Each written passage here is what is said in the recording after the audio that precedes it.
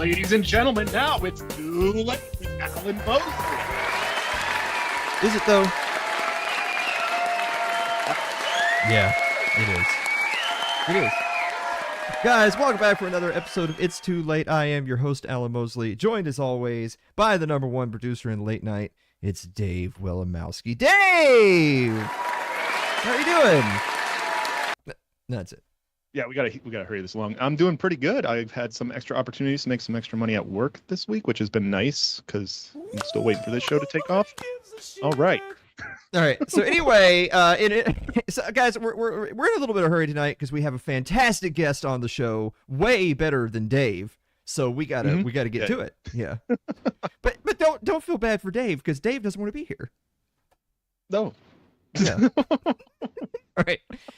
In entertainment news, oh my God, did you see Wayne Brady? He's announced this week he's done hiding his true self, Dave. He's announced that he's pansexual. Do we have a picture of Wayne Brady? Oh yeah. What does that even mean? Oh yeah. Obviously, I'm getting too old because I don't even know what I don't know if that's a gender or what that is. So I actually, before the show, I actually Googled it to find out what pansexual means. Apparently, pansexual means willing to do anything to stay relevant. Oh, okay. Yeah, I mean, that fits then. Okay. Yeah, it's right there. I thought it had to do with mythical woodland creatures or something. Yeah, like I don't know. See, I don't know. No, see, this is your fault. You've ruined the monologue. Now I can't clip it after all the views we got on last week's monologue. Well, I didn't hear the laughter. Imagine that. No, yeah, turn that shit off. All right, Senate Majority Leader Mitch McConnell is back in the news. Do we have a picture of Mitch McConnell? Oh yeah, we got a bunch. Look how happy he looks. Well, not at the bottom. That's sad. No. Sad Mitch. The Kentucky senator received a warm welcome from his constituents this past week on the heels of his recent medical episode. Remember that video we had where he just kind of froze at the podium? The blue screen. And he looked like bottom turtle there for like 2 or 3 minutes before they escorted him out. People had some concerns about his age and health. Here, take a look.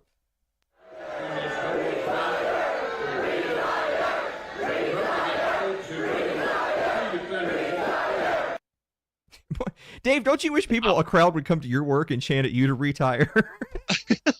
Take them up on it. Yeah, it's only bad for like a politician. It'd be great for us. Yeah. That's an. I tell you what, I for one applaud Mitch McConnell heading into retirement after 40 plus years of public service. You know, he's really earned it. But what's next for Mitch McConnell, you might ask? Death. Seriously, I don't want to see Mitch McConnell in my feet again until he's dead. I'm just saying. That'll be it. Also, former New Jersey governor and current GOP presidential candidate Chris Christie is in the news. Do we have a picture of Chris Christie? Oh yeah, it's a classic one here. Yeah. Yeah. I didn't realize he was in like Aesop's Fables right there. Jesus. The Humpty Dumpty of neocons appeared on MSNBC recently to say that President Biden was doing a good job with his handling of Ukraine, but that, quote, more aid would be needed. Adding also in that same interview, quote, if we cut and run on Ukraine, the next fight's going to be in Taiwan, and it's going to be American men and women. They're going to have to fight there to protect the freedom of Taiwan. They're going to have to, Dave. But with that news, congratulations are in order for Taiwan for becoming the 51st state in the Union. Hey! Yeah, congratulations. Well, she can come. Yeah. So can I. But as for Chris Christie, when pressed on how he would help the Ukrainians beat back the Russians as president, he unveiled his bold new military strategy. Here, take a look.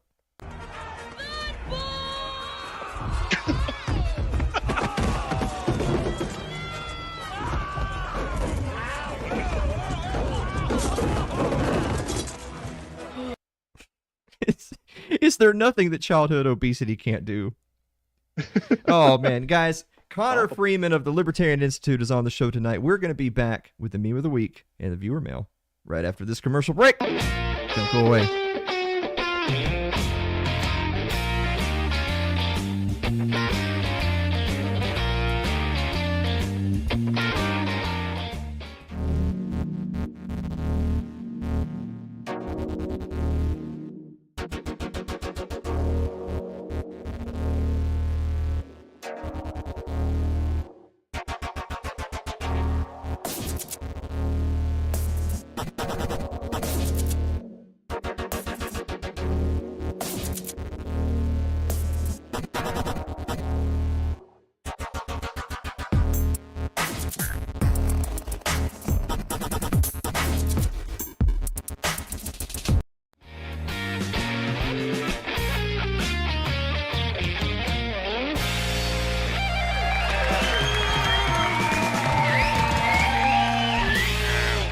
Welcome back to the show, everybody. I didn't even have to like break up my cookie because it was all smashed up when I got it. Oh, pre-broken. Is that like a thing? Is that like if you get your fortune cookie but it's already broken, that means the fortune won't come true? I don't know. I don't know if that's a thing. Your life is about to be infused with renewed purpose. Well, whoa, my, yeah. You've needed some of that. What's that supposed to mean? I don't know. You need to be infused. No. What's that supposed to mean, Dave? The memes, the sad memes you send me, you seem kind of despondent. No, memes are all. We don't have time for that. Okay. Hey, Dave. Yes, Alan. What time is it? It's time for meme of the week.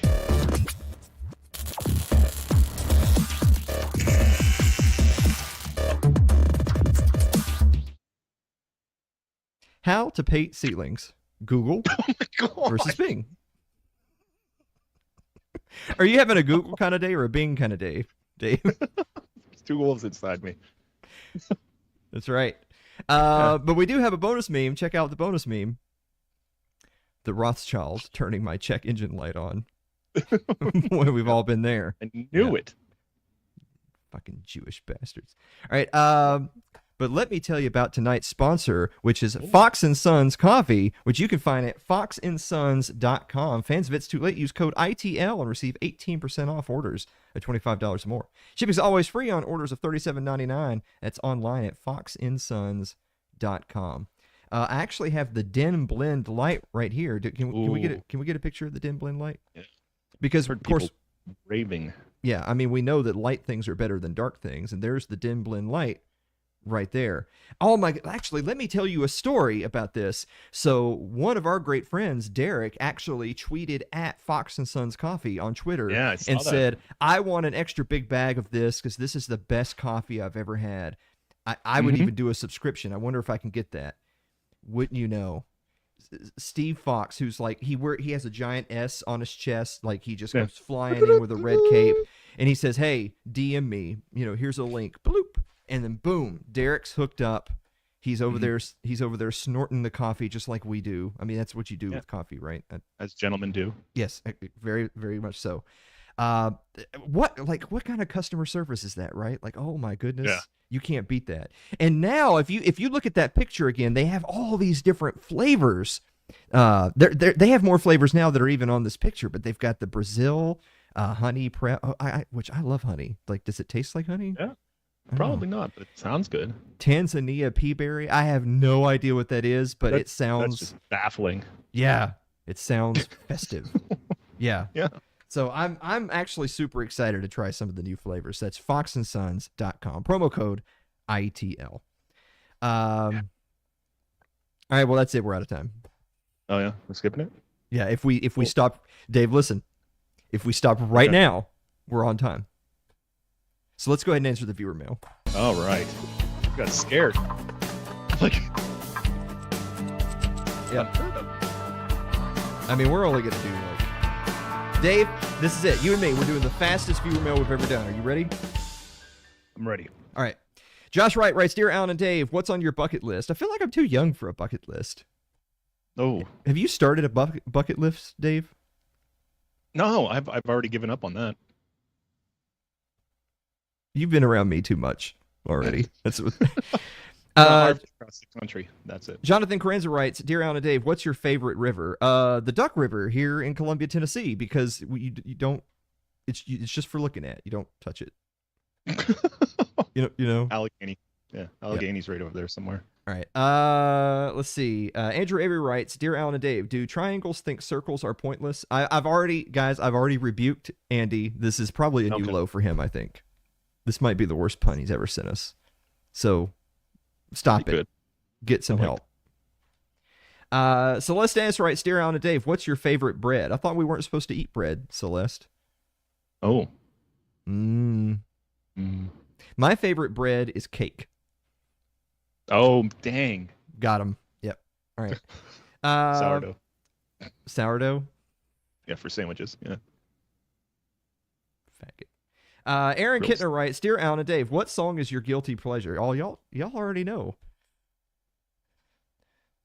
There lived a certain man in Russia long ago. He was big and strong. Rasputin. Yeah. I mean, come on. It's a dope song. Rasputin.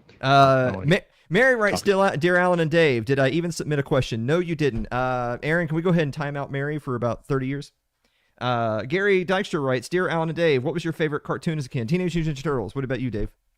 Transformers. All right.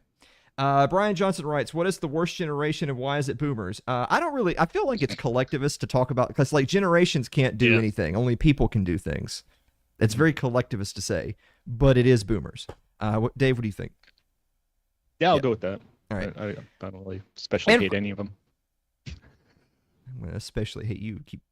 All right. Ryan Seifert writes, Dear Alan and Dave, what's the most overrated band or artist? The Beatles. Dave. Yep. Concur. Boom. All right. Got it. Guys, we're going to be back with Connor Freeman of the Libertarian Institute right after this commercial break. Oh, boy.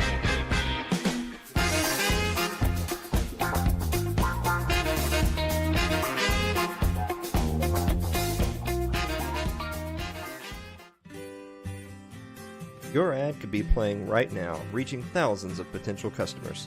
Sadly, it's not, but it could be. Find out how to be an advertised sponsor for It's Too Late with Alan Mosley. Email us at info@alanmosley.tv.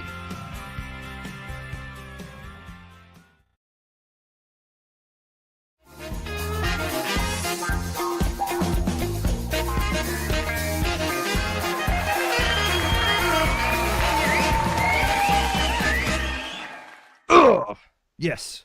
Guys, welcome back to the program. Our guest this evening is an assistant editor. We gotta lose the assistant though. Just be an editor. You're a grown man. You're not an assistant.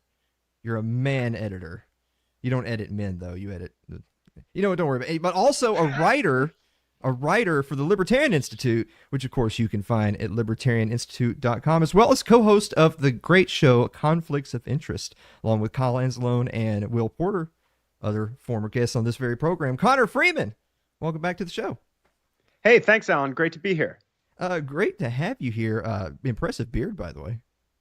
Oh, thank you very much. I've been working hard on it. Hold on. What are you drinking? Coffee. Okay. All right. Well, it's cold brew. Okay. Oh, well, of course, as long as it's Fox & Sons coffee, which you can find at foxandsons.com. All right. It is. Oh, it is? Oh, my God. Okay, well, there you go. That's fantastic. Yeah. All right. Steve, you owe us some more ad money or something. I don't know. So, Connor, glad to have you on the show. A question that's really been kind of itching me for a while. So, Israel, Palestine, it's pretty wild. Yeah, it is. It is quite wild, Alan. Yes. We've got this brutal apartheid regime that dominates millions of Palestinian Muslims and Christians in the West Bank, East Jerusalem, and the Gaza Strip, which is an open-air concentration camp under blockade for going on since 2007.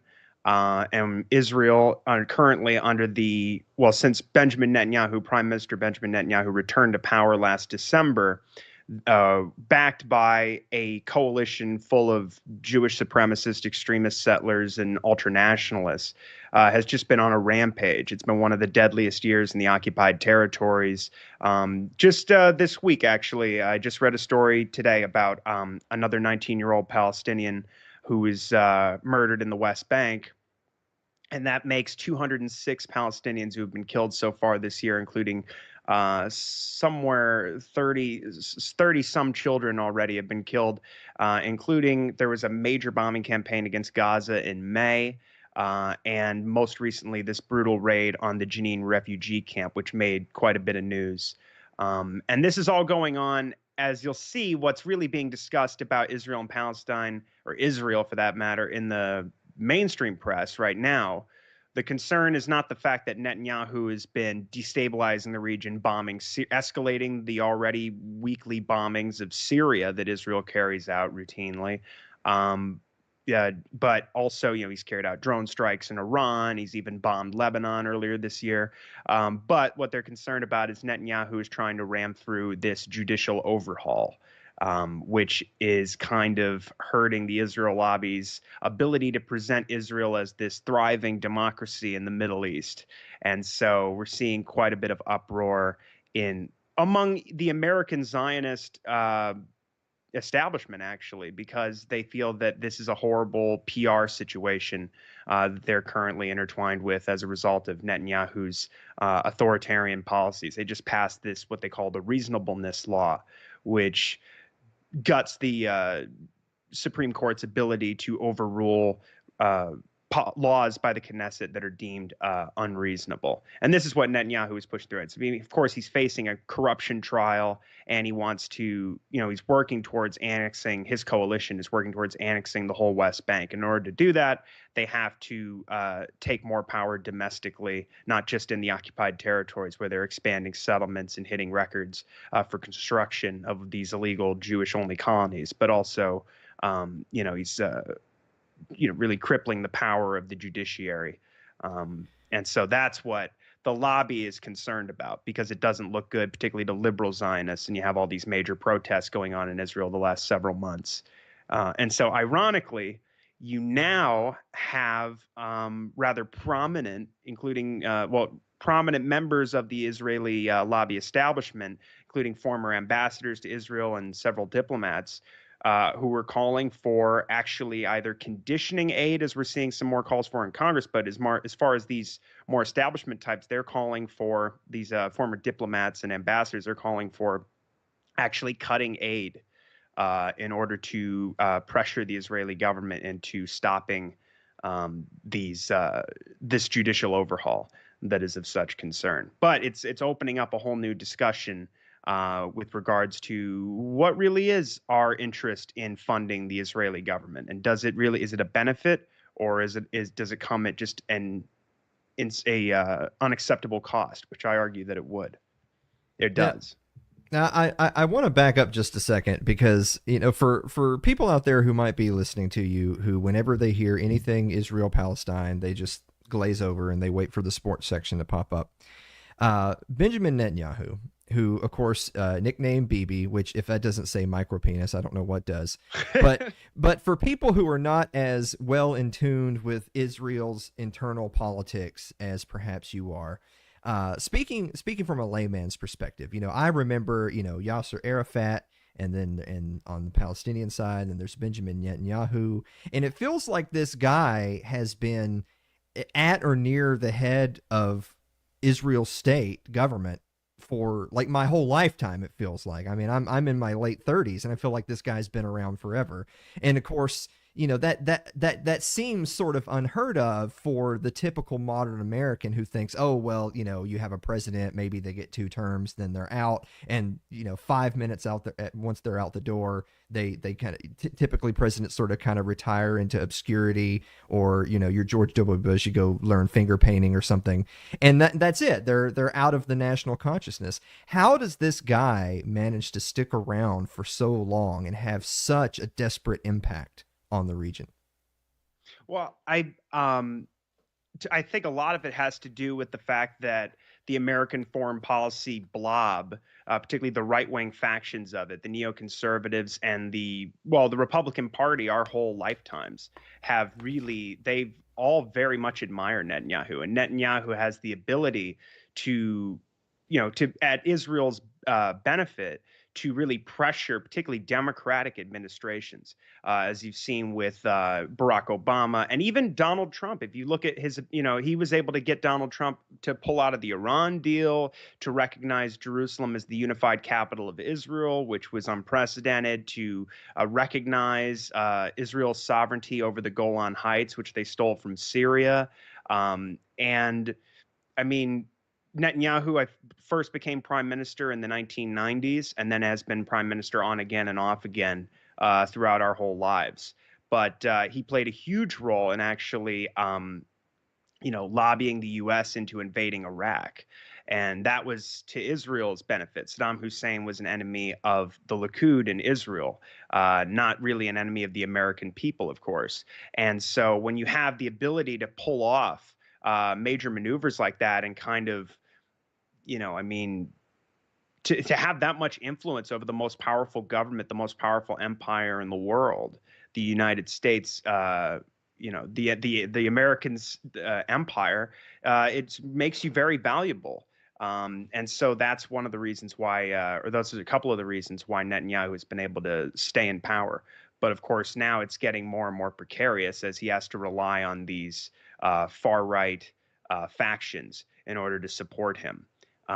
But I mean, that's essentially what it is, as far as I know. I mean, I'm not really too familiar with the internal politics of Israel, more with their relation to U.S. foreign policy.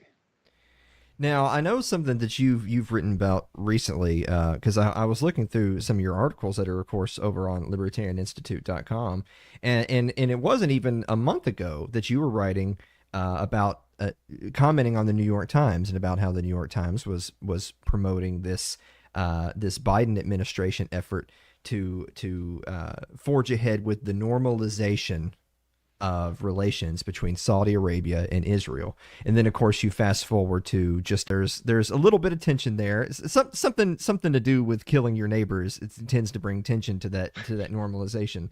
So maybe explain to the audience what does that mean? What does normalizing relations mean as it pertains to on the global stage?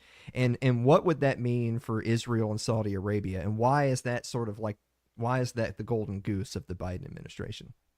Well, the way Tom Friedman explains it in the New York Times, where he was basically salivating over the prospect of this, because Tom Friedman is this, he's a longtime New York Times columnist, very prominent member of the sort of American Zionist community.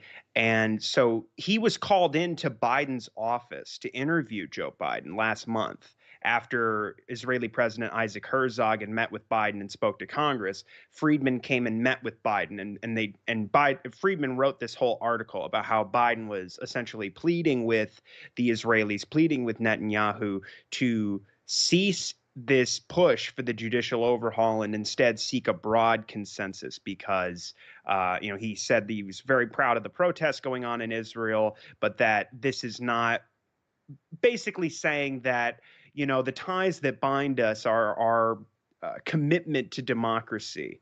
And so the idea being that we might not be able to sustain the quote unquote special relationship, because currently we provide Israel with $3.8 billion in military aid every year. There's all kinds of things that we do. I mean, Israel has dozens, if not hundreds, of nuclear weapons that are undeclared, which technically, because of foreign amendments made to foreign assistance laws in the U.S. in the 1970s, make all of our aid, military or otherwise, to Israel illegal. So we don't talk about that. That's very important. And one of the things that we are doing currently with the Abraham's Accords and this whole idea of normalization, the reason it's so important is Israel has carried out this brutal military occupation of the Palestinians since 1967. So this is longer than the Soviet Union occupied Eastern Europe. This is and basically for the longest time, except for Jordan and Egypt, the Israeli government was not recognized by these Arab states.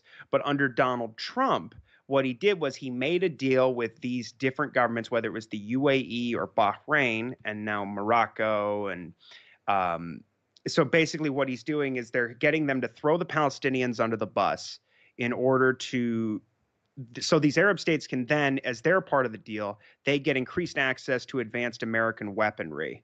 And then ideally, as far as like Central Command is concerned, or the Pentagon is concerned, they would like to use the Abraham Accords. And this has been made explicit by Israeli Defense Minister Benny Gantz, the former defense minister. They're trying to turn this Abraham Accords into a NATO-style military alliance that will encircle Iran and prepare for a future war. So if you could think about it like NATO expansion, and then with Russia being sort of the justification for arming all these countries and for expanding American military power throughout Eastern Europe, the supposed threat of Russian aggression.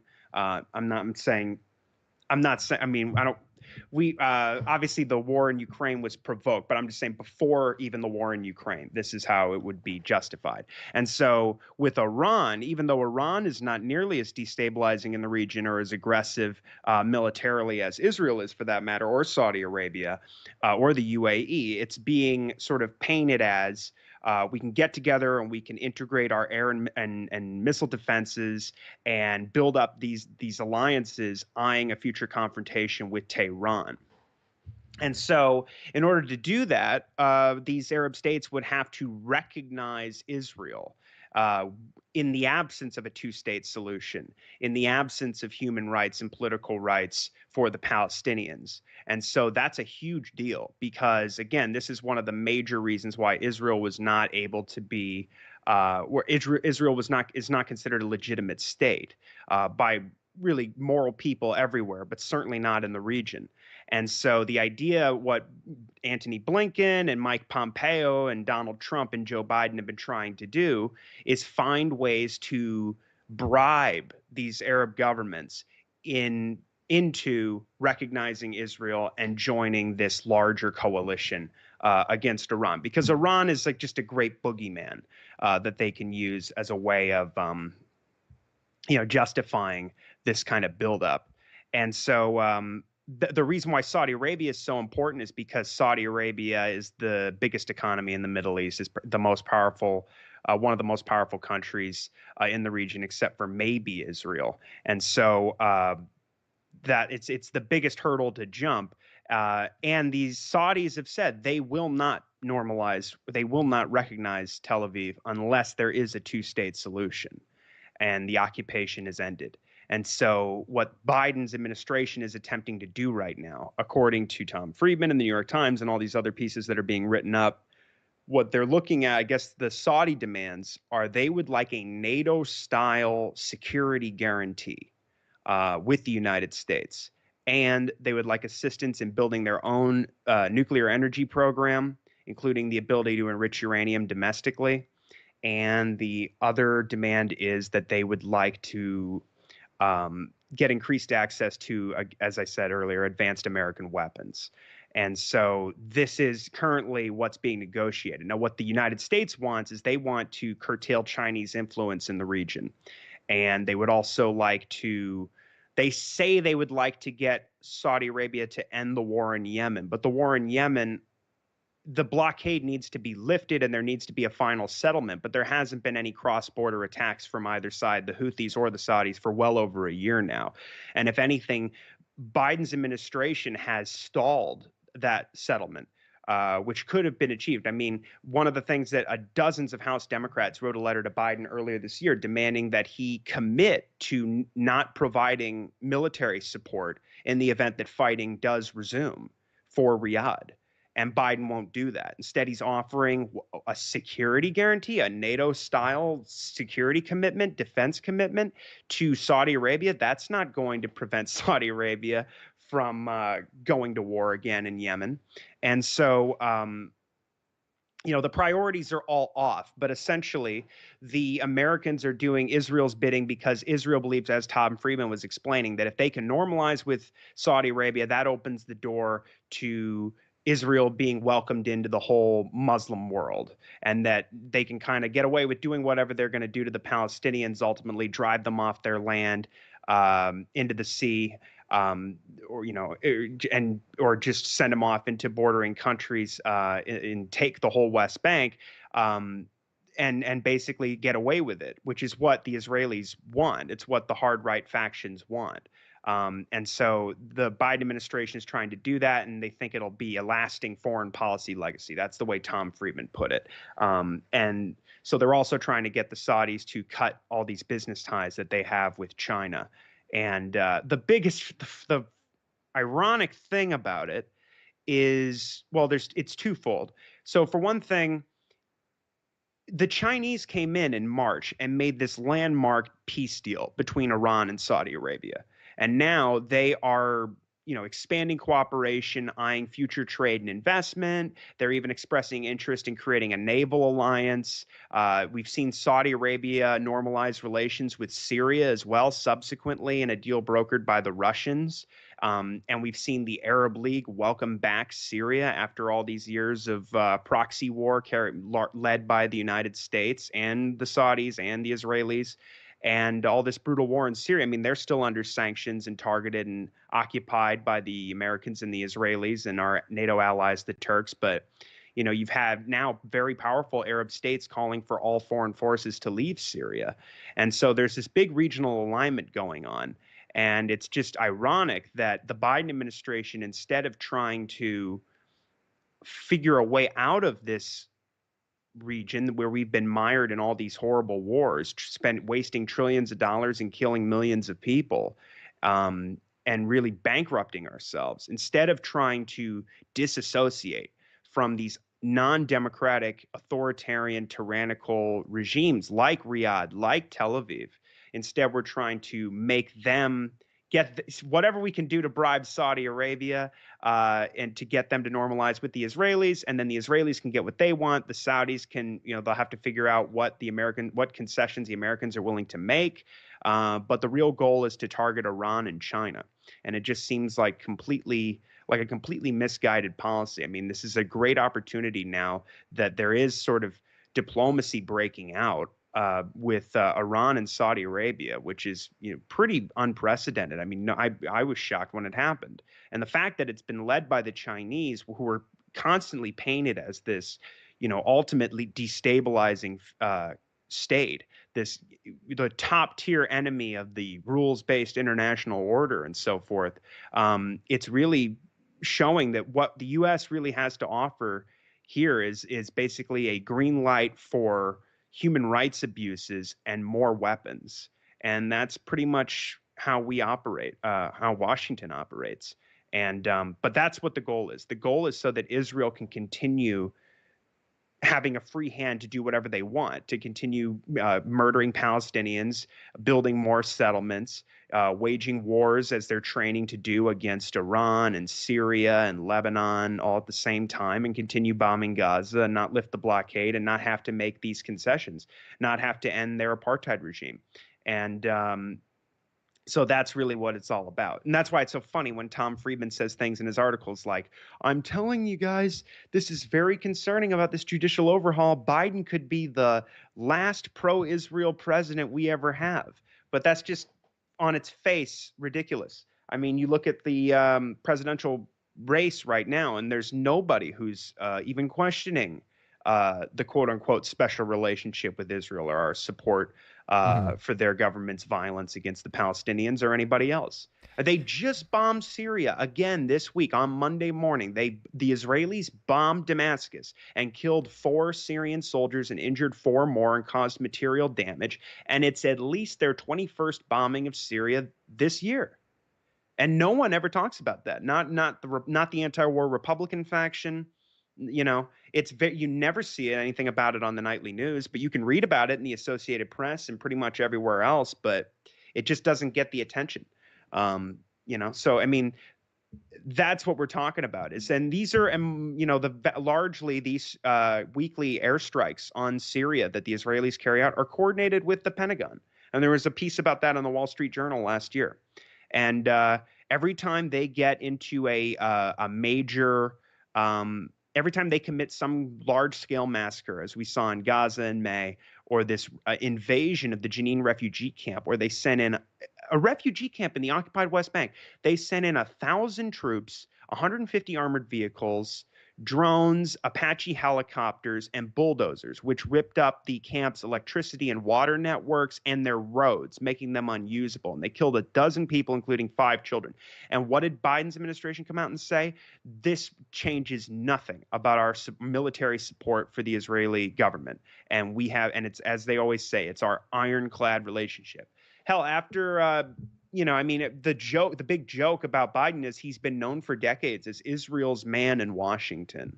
And so after the Israeli forces murdered an American journalist last year in the Jenin refugee camp. They shot her in the face. She was wearing a press vest. She worked for Al Jazeera. Her name was Shireen Abu Akleh. Just a month or two later, in July, that was in May, so in July, Biden went to Israel. And he said that our ties with Israel are bone deep, and nothing will ever change that.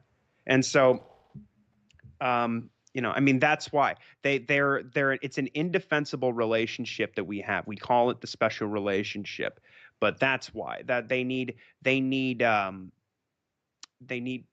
to look legitimate to the Middle East and to, well, they just want to bribe those governments. But the real thing the lobby is concerned about right now is the fact that the American people are realizing what's been going on, and they're not going to be very happy about it. And so the Biden administration is looking for a diplomatic win here, but it's nothing compared to what China was able to do, frankly, by making a deal with, to see Iran and Saudi Arabia restoring full diplomatic relations is pretty remarkable. Well, Connor, I could tell that you work with Scott Horton. That's all I have to say about that right there. Guys, I'm glad by the way, I'm glad that you mentioned upcoming presidential politics and everyone's opinions on Israel, because we're going to talk about that right after this commercial break. Guys, stick around with more from Connor Freeman, the Libertarian Institute, right after this.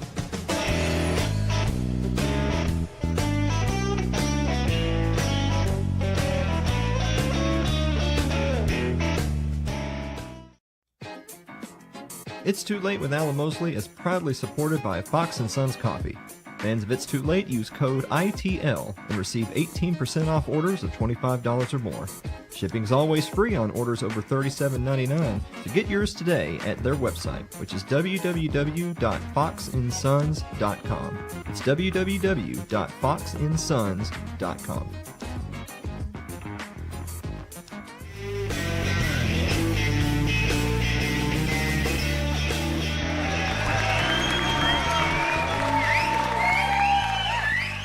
Welcome back to the show, everybody. Our guest this evening is Connor Freeman from Conflicts of Interest and the Libertarian Institute. Connor, you mentioned at the end of that last segment there, talking about some of the presidential candidates coming up for this. It's almost that time again, folks. It's time for another most important election of our lifetimes. The leader of the free world, as they call it, is up for grabs once again. And Connor, something in particular I wanted you to kind of kick this off with. A lot of people are excited about this. About the latest prince from Camelot. It's RFK Jr. And look, calling balls and strikes, I understand that a lot of people are willing to give him a pat on the back because of the stuff that he said about COVID and about lockdowns and mandates and just generally having a healthy skepticism of what people in government power might have to say, whether they wear lab coats or not. But we're talking about foreign policy tonight, and RFK Jr. had some eye-opening things to say for a guy that's sort of basing his campaign on being against the establishment and feeling like he's being silenced by the powerful and wealthy. He had some very what's the word I'm looking for here? Very very status quo opinions on Israel. Do you want to talk a little bit about that?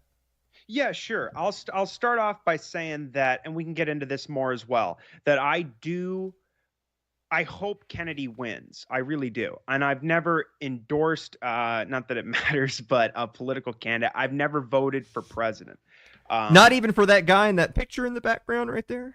Well, I wasn't old enough to do it then. Oh, okay. Yeah, right. So I would have, no doubt. Right. But maybe I'll write them in this time. All right. But I've always felt, there's a part of me that's a bit evangelical libertarian. It's a little bit disgusting voting for president. But in this case, and I've written a piece about this, funnily enough, for the Ron Paul Institute recently, which is essentially about the whole new Cold War against China that was launched by Barack Obama in 2011 and his partners, Joe Biden, Hillary Clinton, Kurt Campbell. and people like that. And the whole point of it was to show that it's really a bipartisan campaign, the largest military buildup since the Second World War, shifting 2/3 of all air and naval forces, U.S. air and naval forces, to the Asia Pacific, encircling China for a future war. And I go through all the changes made to the Taiwan policy and the freedom of navigation operations and the aircraft carrier strike groups being deployed to the South China Sea, for instance, and American warships transiting the Taiwan Strait, which is just a absurd provocation. And also just, unilaterally overturning the one China, well, not the one China policy. We may get there very soon, but certainly strategic ambiguity seems to be dead and gone. And the only candidate who is talking about it is Robert F. Kennedy Jr. I mean, so one of the things in the article I got, Liam McCollum had transcribed the comments that were made by Kennedy in his Twitter space with not with Ron DeSantis, David Sachs and Elon Musk. And I guess Tulsi Gabbard had asked him, should we be preparing for war with China or something like this? Or why are we preparing for war with China? And he just went through and gave a breathtakingly refreshing take on the whole situation that, quite frankly, I don't think anyone other than Ron Paul could have done. And he said that, we never got our peace dividend. We were promised our peace dividend after the Cold War. There is no reason for us to have this militarist provocative strategy with China. We do not need to make Taiwan a military issue. They don't want to go to war. They want peace. They want prosperity. We should have an collaborative economic relationship with China that helps rebuild our domestic industrial base. We should not be preparing for war with China. We have no reason to be at odds with them. I forget all of it, but I'm trying to paraphrase it for you. But nevertheless, this was incredible because there is just no alternative within the bipartisan consensus, and certainly not among any of the candidates running. And, it's always painted as we're constantly attacked by China. China's spying on us. They're putting fentanyl into the country. They've opened up police stations where they're going after expats here in the United States and all these different things. And it's just the shoe is never put on the other foot to show the other side of the story, which is all of the American, encroachments on their sovereignty on the other side of the world in the Asia Pacific, and how we're building up for war. Every branch of the American military, the Army, the Air Force, the Navy, the Marines, they're all preparing for war, hot war with China. Not like Russia, where we're going to get a proxy war going. In fact, they're trying to get Taiwan military aid rolled into this next supplemental emergency spending bill for Ukraine, which may even be submitted by the Office of Budget Management, or the management of the budget this week to Congress. So they may get into that kind of a situation where they do try to have a proxy war. They're trying to turn Taiwan into what they call an ammunition depot, a weapons depot. So in the event that a blockade is launched, as they simulated the Chinese on the island of Taiwan, this breakaway province, after Nancy Pelosi visited Taipei last August, that they'll be so flush with weapons that they'll be able to just launch a war against China. And we'll be able to support them somehow. I don't think, obviously, we're not going to be able to get through the blockade, but you have the head of Pacific Air Forces saying, well, I'll just shoot through their ships. We'll just break the blockade. We'll just start we'll just start sinking Chinese ships. That's my priority. I mean, that's the way that American military commanders are talking about this. And it gets even worse from there, but we're just expanding our bases, already have hundreds of bases encircling China. And so for him to say that is so important. Because this really is the logical extent of the neoconservative plan that was really laid out in the Paul Wolfowitz doctrine of the defense planning guidance from 1992, ensuring that there will never be any rival state or coalition of states, a regional coalition of states, that can ever challenge American military power ever again. We rule the world. This is our unipolar moment. And so their plans were to expand security guarantees to former Warsaw Pact states, build up further in the Middle East and Latin America, and spend all this new money on the Navy and the Air Force and missile defense, and to just expand the military budget for years and years and years into the future. And ultimately, it's going to come down to, unless we, the American people, stop it, really. Also, it's interesting to see depending on, sometimes the regional states seem more hawkish on China, but they're starting to get concerned because the Americans really are taking it too far, and getting too close to war. And it looks like they're not willing to de-escalate. And so I think the Biden administration is trying to find ways to do that. But that is just completely unsupported in the United States. So that's why Kennedy is so important, because there needs to be a voice of reason telling the American people that we are, in fact, trying to start a war with China, and we need to stop. We have to stop. Someone has to tell him the other side of the story. So now, on the other hand, and he's so good on, pretty much, he's very good on Ukraine, and generally speaking, he has non-interventionist views. And the real poison pill here, as I know you were getting to, was his just ardent support for Israel.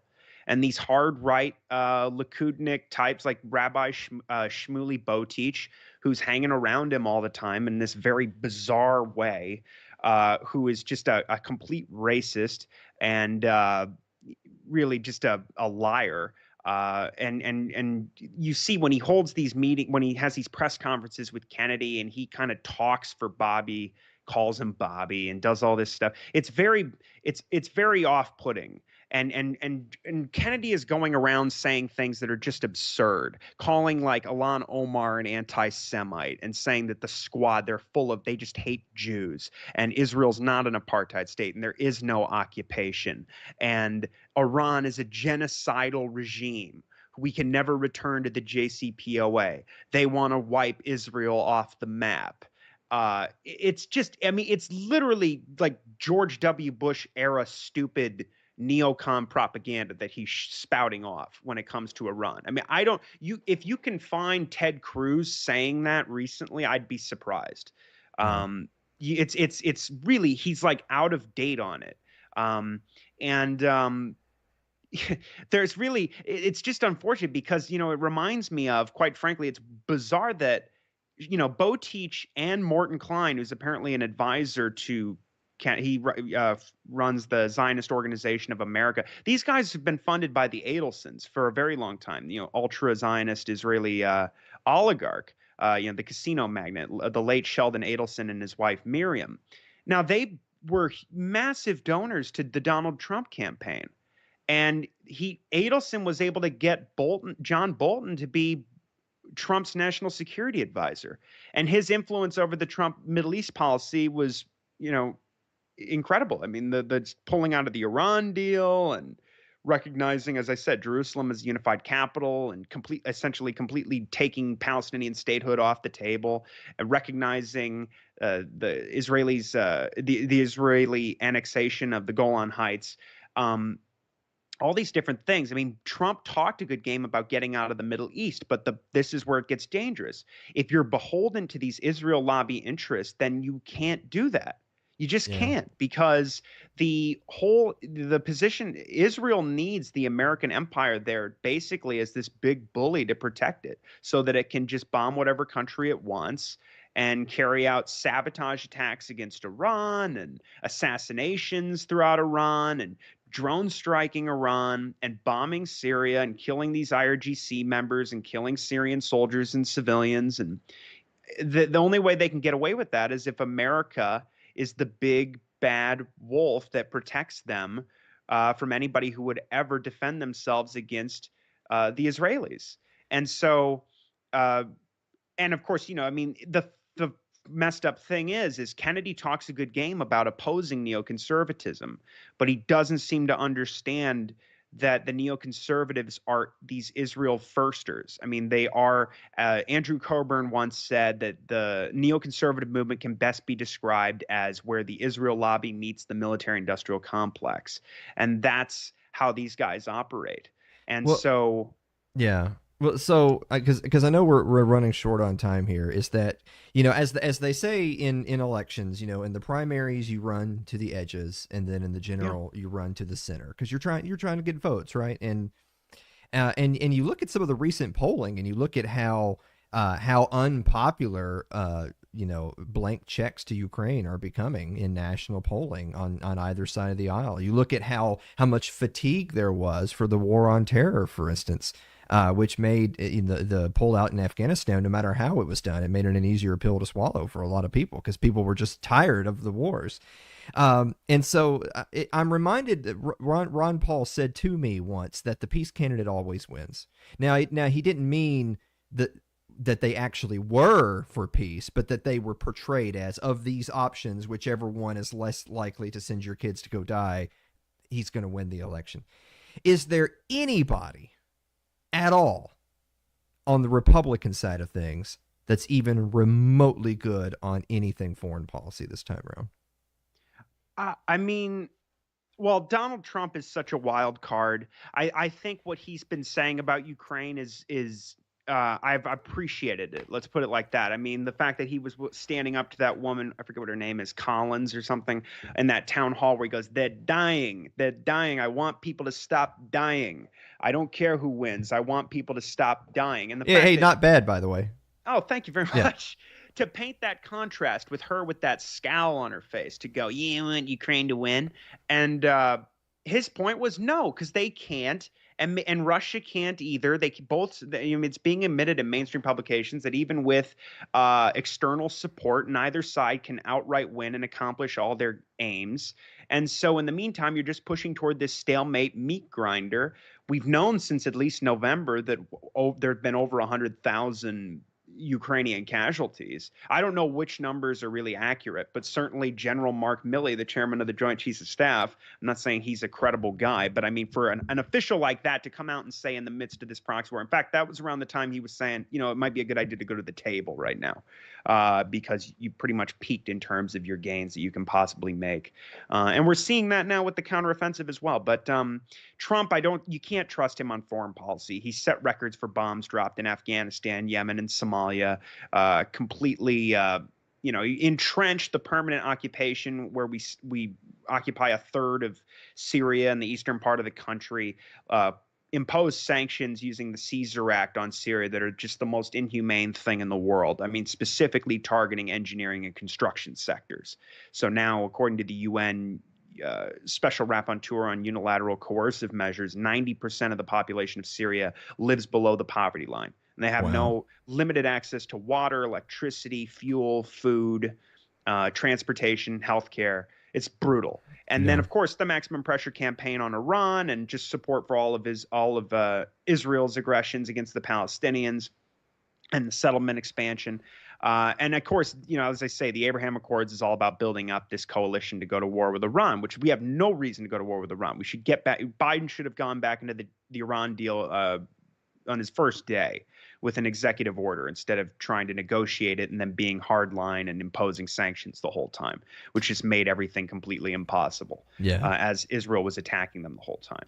And I was just going to, I was just going to say, I'm just reminded from everything that you've said, in particular of these candidates that at least have a glimmer of hope of being different than the other ones. I'm reminded of Woods's law that no matter who you vote for, you always get John McCain.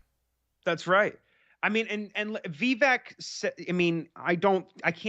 Vivek's policies on China are very, I don't think he has a good handle on what's actually going on. I think he thinks that America is the victim in this relationship and that China is the aggressor. And he's talking about decoupling with China. And I always try to say, when it comes to these Republicans who talk about decoupling with China, that you can't propose something that drastic and frankly stupid outside of this. They do it in a vacuum so that there's no discussion of the Asia pivot. There's no discussion of the fact that we have now 200 troops on Taiwan training their local forces for war with the mainland. There's no discussion of the largest military buildup since World War II and the fact that we've completely done away with the strategic ambiguity policy and that we're preparing for war with China. So if you decouple, it just makes it exponentially more likely.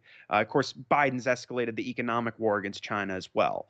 And so, it's just again, one side of the story. And so the American people are walking into sleep, in a real sense, not like what they say about Ukraine, which is not true. I mean, when they go, we're sleepwalking into nuclear war. No, Victoria Nuland and Jake Sullivan know exactly, and Antony Blinken know what they're doing. They're incompetent but they know what they're doing. It's not like Victoria Nuland doesn't realize that she's escalating tensions with Russia to unprecedented levels. But so Vivek, I'm sorry. I like a lot of the things he says, especially about doing away with the administrative state. But as far as foreign policy, I don't think he totally understands what's going on. And no, I mean, on the Republican side, Ron DeSantis would be a complete return to George W. Bush hardcore neoconservatism. It would be worse than what Trump did, and probably as bad, if not worse, than Joe Biden.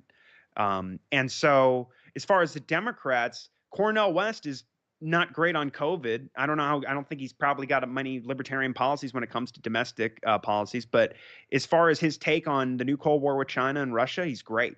And he's great on Israel-Palestine, too. If anything, he should sort of join forces with Robert F. Kennedy so they can balance each other out on the things that one's not good on, the other one is.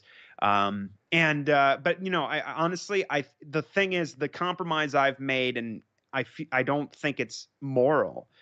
But if you're going to vote for somebody, I would vote for Kennedy, because as bad as his policies are on Israel, it's not as if anybody running against him other than Cornel West has a better policy. So, and it's possible that someone could get to him and explain things. I mean, he's supposed to be sitting down with Max Blumenthal soon.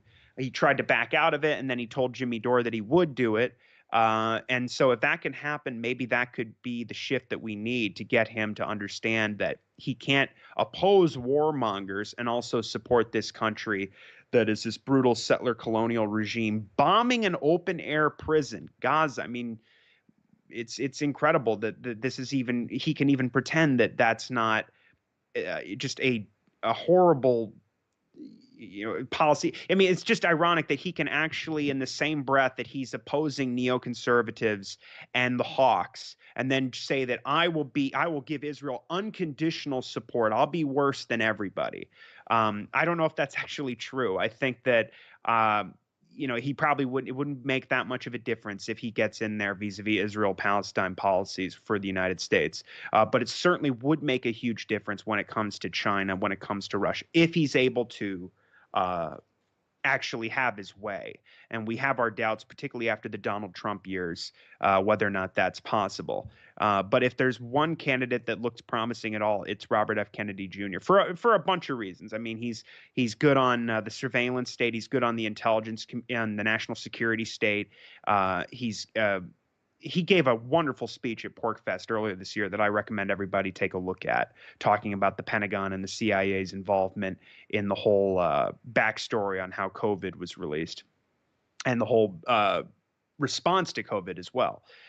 He's terrific on big pharma, which I think there's such a constituency in the United States for people who have been screwed over and maimed or even killed by these medications that should never have been cleared by the FDA. And he's willing to talk about the corruption in the bureaucracy itself. I mean, he's done some great work on that in his professional career, but even as on the campaign trail in that I forget what it was called, news something, that town hall he did recently. Yeah. I forget what the channel is called.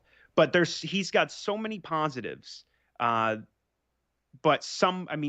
Max Blumenthal or Scott Horton or somebody in our movement, the anti-war movement, has to just sit him down and explain things to him away from these ultra-Zionists who have kind of blockaded him from voices of reason.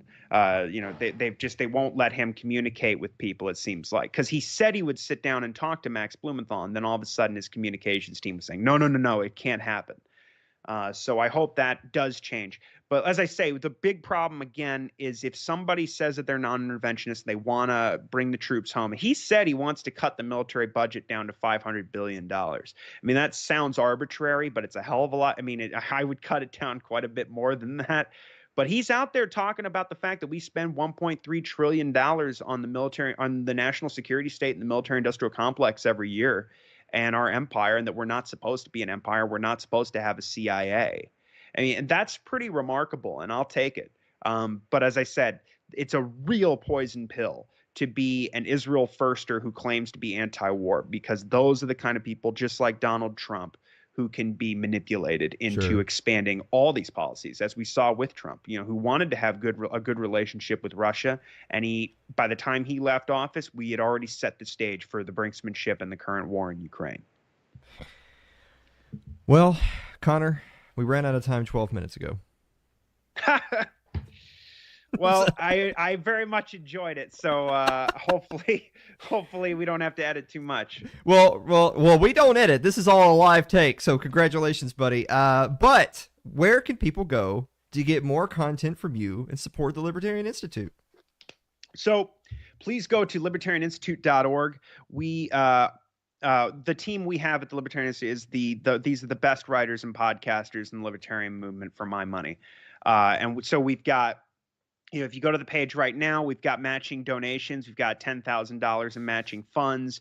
We publish featured articles every single day on every issue you guys care about when it comes to libertarian, our philosophy. I mean, economics, the justice system, torture, surveillance, war and peace. And we've got a great news team with Kyle Anslow, my partner, is the news editor at the Institute, and then Will Porter is our assistant news editor. And I'm writing articles in that section of the site pretty much every day now.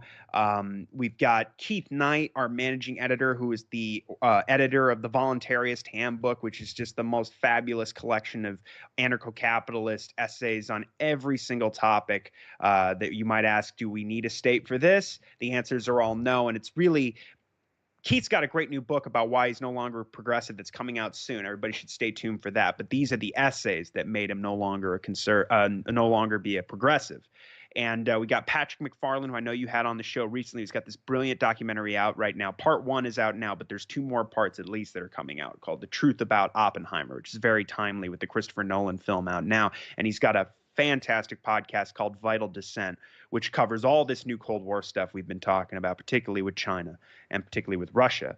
And so I should say China. Pat's our China expert, really is. And he's got a documentary everybody needs to see called Stain of the Century about all the claims about the so-called Uyghur genocide going on in Xinjiang province.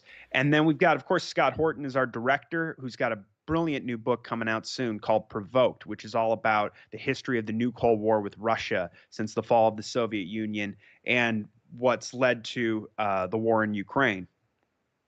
And yeah, it's an incredible team. We got Tommy Salmons doing Year Zero, which is one of the best talk shows in the whole libertarian movement. And we've got Lori Calhoun has a great new book on the whole COVID hysteria, which is just a brilliant, incisive take on the tyranny that we've been subjected to, this neo-fascism over the last few years. And we've got a hell of a lot more books coming out soon, and bunch of new great writers like Joseph Solis Mullins, who's at the Mises Institute, but now he works with us quite a bit. And Joe is putting out great pieces on economics and central banking and the national debt, but also on the new Cold War with China. He's got a new book coming out about that as well, about the big, fake, phony China threat. And so we're very excited about all these different things we've got going on at the Institute right now. And we'd really appreciate any help, any contribution y'all can make. Because we're going to be doing some big things here coming up soon. And we already are, but quite a bit more books coming out this year. And we've got some exciting things in the works that I don't want to reveal just yet, but definitely keep an eye on the site because there's going to be some exciting things. Well, Connor, thanks so much for joining us tonight, buddy. Oh, thank you very much, Alan. I'd love to come back anytime. Well, you were only 15 minutes over now, so I know Scott Horton would be very proud of your appearance. Guys, we're going to be back to wrap up the show right after this commercial break. Don't go away.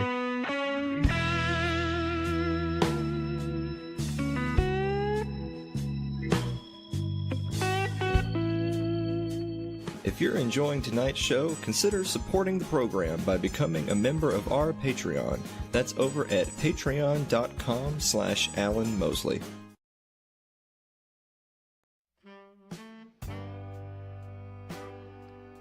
Like our Facebook page. It's facebook.com/Alan Mosley TV.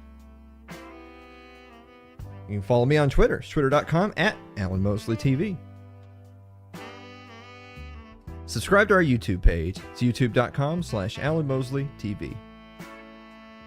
If you're more of a listener than a watcher, you can get us on your favorite podcasting platform of choice thanks to Spotify. Spotify.com. It's Too Late with Alan Mosley or Alan Mosley TV.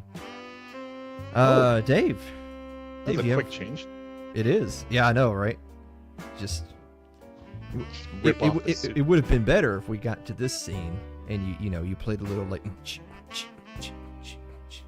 Oh yeah. Yeah. It Yeah. had Fox and Sons underneath. Yeah. I like to have Fox and Sons underneath. Oh. I like it inside me. I'm so glad Steve is here right now. Right now. Dave, So do you have a final can thought? get Fox and Sons inside of you too. Yeah, you can. Yeah, you can. Steve, Dave, do you have a final thought? Yeah, Steve, do you have a final thought? Yeah, let's get Steve's. That was a great interview. I might have learned a lot, but I started drinking pretty heavily during the interview, so Oh. I think it's probably best that we just sign off now. I think that we could have peace in the Middle East if we could just get all those people to drink. No, it'd get worse. I think they already are. Okay, real quick in chat, I hope everybody enjoyed it. Somebody says, you didn't ask your guest if they were pansexual. No, as a matter of fact, I've never asked any of my guests that. No. Not Or a anybody. one. Yeah. We don't do that here. After party? Yeah, definitely. Okay. Fired up. Yeah. Okay, all right. Guys, thank All-nighter, you man. so much. Settle down. What? Shoot. What the fuck? No, we have to go back. We gotta go back. You fucking ruined it. All right, anyway. Can we go back? Guys, Okay. thank you so much for watching another episode of It's Too Late, and we will see you next week. And then I'll do it because you already Yeah, fucked you it. gotta do it. Yeah, you fucked I mean, it. It's automated. I know you've just gonna- ruined. I'm just gonna close it. Remember that I'm gonna whole close. conversation we had about Yeah. doing things the same way every time, and Oh yeah, and then I yeah, did and then this you before. I know I did Yeah. this before.